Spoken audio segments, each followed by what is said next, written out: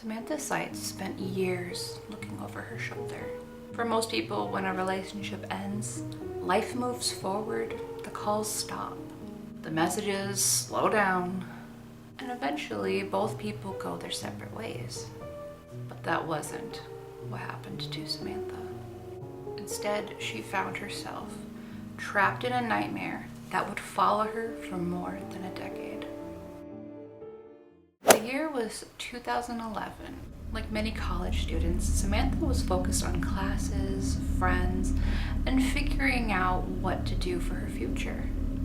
During this time, she met Christopher Thomas. At first, there wasn't anything abnormal when it came to her interactions with Chris.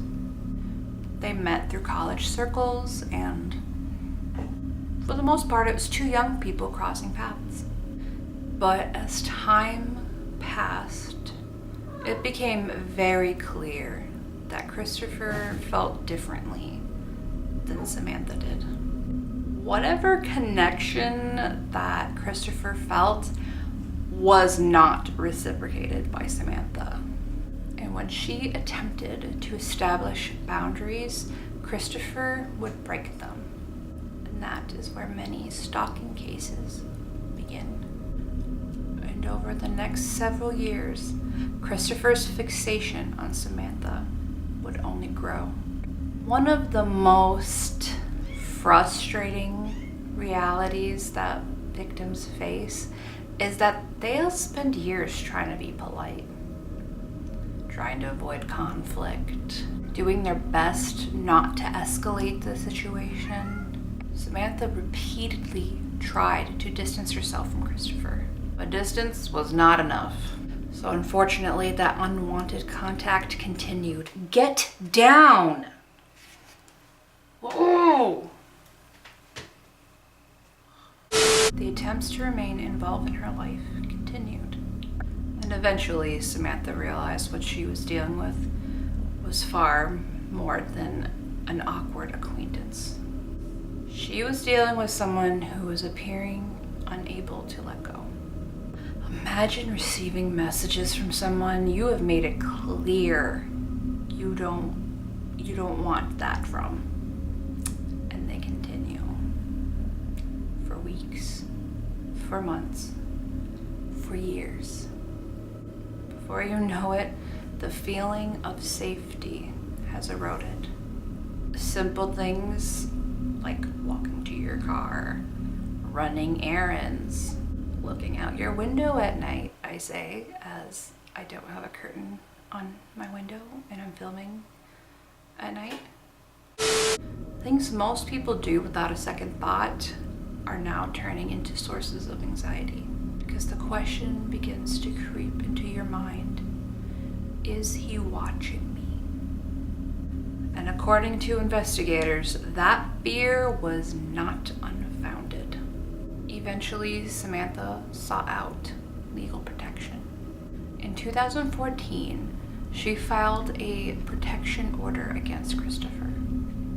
Protection orders are not something somebody files lightly. And for Samantha, this wasn't simply just an annoyance anymore. This was fear. Fear significant enough to seek help through the legal system.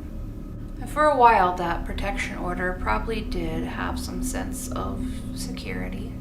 But unfortunately, as many stalking victims know, protection orders are only as useful as much as the stalker is willing to respect the law. The document can cause consequences. It leaves a paper trail, but it cannot physically stop somebody who is determined to continue. And Christopher's obsession seems to have survived every obstacle put in his path. Years passed, and Samantha's name never seemed to leave his mind. One reason cases like Samantha's is so important is because it challenges a common misconception. Many people imagine stalkers as strangers hiding in bushes. But in reality, stalkers are usually people the victim knows. former romantic interests, co-workers, classmates, acquaintances, people who convince themselves they have a special connection with someone. And that belief becomes dangerous. The longer an obsession continues, the more likely the stalker will construct an alternative reality. A reality where they are misunderstood, where the victim secretly wants them around. A reality where rejection becomes evidence of outside interference rather than a clear answer. The longer that fantasy survives, the greater the risk of escalation. In Christopher's case, the escalation turned out to be planning, meticulous planning. By 2022, Christopher had been fixated on Samantha for more than a decade. Most people, given that amount of time, would have moved on, built a whole new life. But according to investigators, Christopher had spent all that time nurturing something else entirely. Authorities would later discover that Christopher was making preparations that suggested that he was no longer content with just watching Samantha from a distance. He wanted control. October 2022 had began like any other month. There was no obvious sign that Samantha's life was about to change forever.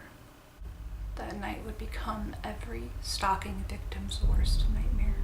Samantha woke up to Christopher standing in her room.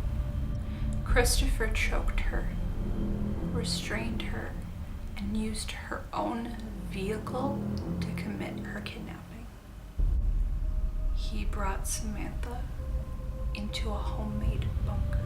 Something he said that the show You inspired, which happens to be one of my favorite shows, so that is disturbing. And for Samantha, this was no longer stalking. This was survival. But Samantha was locked in. She remained calm enough to get Christopher to start to open up to her. And as he did, the realization of his actions became clear. There was a bit of panic on Christopher's part, but in order to calm him down, Samantha convinced him that there was still time to let her go. He didn't want to go to jail, and she said that he didn't have to, but he'd have to let her go now any longer, and people would start to notice that she wasn't around. Christopher, if you will let me go tonight, I promise I will not go to the police. And he says, I don't believe you. And he says, I think what would really convince me that you want to be my friend and that you're willing to keep that secret is if you sleep with me. And I just think there's no way. There's no way. And I just say, Christopher, you know I don't like you like that. Like, I'm seeing somebody, I don't want to sleep with you. He says, I see. Well, I think that's the only way I can really trust you with this. You know, if I say no, is he gonna rape me anyway? If he's set on that, what's to stop him? He could tie me up. That sounds a lot worse to me. I said, you promise me, Christopher, that if I sleep with you, you will let me out tonight. He said, I will. And I said, shake me on it. And he looked me in the eyes and shook my hand. And I knew enough about Christopher to know that his integrity is important to him. And I was banking on that.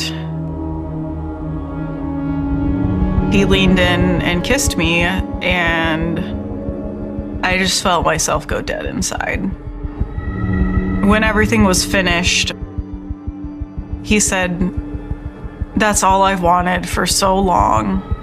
You cannot imagine how long I've thought of that moment." And afterwards, he did keep his word and let her go. She was scared that he was still watching her, because by this point she did realize that there was obviously a tracker on her car somewhere. Drove home, called her friend, and her friend brought her to the hospital, where they conducted a rape kit and let authorities know what had happened. And she was able to lead them back to the bunker. And considering he was planning to keep her in that bunker for at least 2 weeks, I'd say she made the right decision. Authorities were shocked when they looked and found that bunker. Shocked is honestly an understatement for what everyone was thinking. And that presence of the bunker definitely proved something very important: premeditation. This was not an act of rage. This was completely planned out. And with the overwhelming amount of evidence against Christopher, he was arrested. Unfortunately, cases take time, and everything became public. Her nightmare, her horrible experience that she's had to endure the last 13 years. Christopher ultimately pleaded guilty to multiple serious offenses: kidnapping, torture, aggravated stalking. The guilty plea meant Samantha didn't have to go through and relive all of those details. Thank goodness. But this also meant that Christopher was publicly taking responsibility for his actions.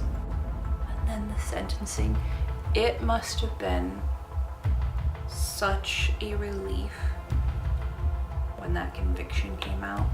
Something she waited years for. All the power to her. Cases like Samantha's forces us to confront some uncomfortable truths.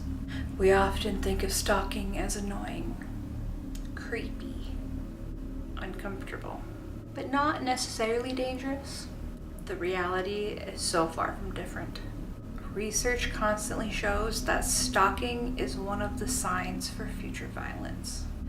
It's often a pattern of progression, escalating behaviors, and Samantha's story demonstrates how dangerous that progression can become.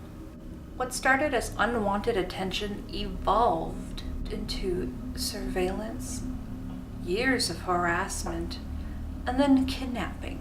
The danger did not just appear overnight. It grew slowly over time. And that's what makes this case so important. It reminds us that stalking should never be dismissed as harmless. Samantha Stites is more than a victim. She is a survivor. Her quick thinking, emotional control, and determination is most likely what saved her life. When faced with an unimaginable situation, she found her way home. 13 years. That is so hard to believe that it was 13 years that this man stalked her. Usually stalking cases fizzle out after a year. That is some intense fixation. And 13 years of escalating behavior that led to a fucking bunker. That just boggles my mind. But thankfully, this story did not end in the way a lot of stalking cases do, with the death of the victim. Granted, I'm pretty sure that would have been what happened had he kept her for those full 2 weeks. Stay safe, and let me know what part of the story shocked you the most. I think for me, it's a tie between the length of time that he'd been stalking her and the huge escalation of bringing her into a fucking bunker. That, yeah. I'll see you in the next video.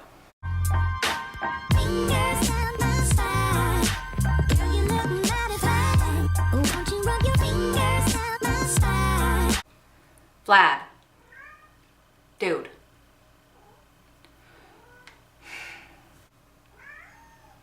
Shh.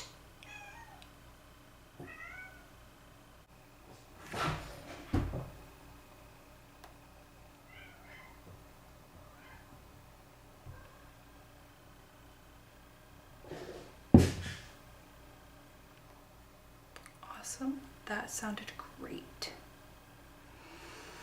I'm gonna go make sure my cat didn't just die.